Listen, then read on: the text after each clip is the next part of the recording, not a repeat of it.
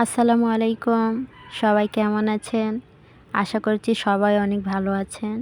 আজকে আপনাদের জন্য নিয়ে এসেছি ছানার পায়েস। এখানে আমি ছানা নিয়েছি, এবার এগুলো আমি মথে নিব। আমি খুব বেশি মথাবো না, এটা আমি দানা দানাই রেখে দিব। আমি জাস্ট দানাগুলো শুধু ভেঙে নিব।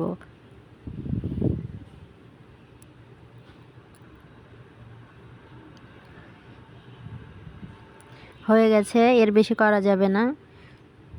এখানে আমি আধা লিটার দুধ নিয়েছি, আর দিচ্ছি 1 চামচ চিনি। চিনিটা যে যার স্বাদ মতো দিবেন, তবে হালকা মিষ্টিটাই বেশি ভালো লাগে ছানার পায়েসে। ছানা দিচ্ছি, আমি 3টার মতো এলাচও দিয়েছি।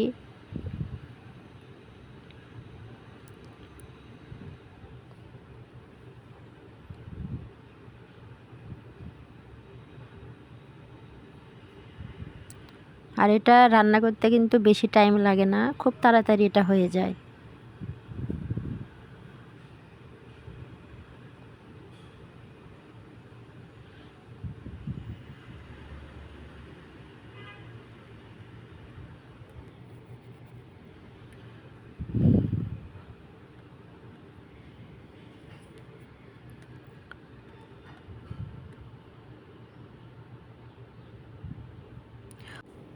এটা অনবরত নেড়ে দেবেন, তা না হলে কিন্তু তলানিতে লেগে যাবে।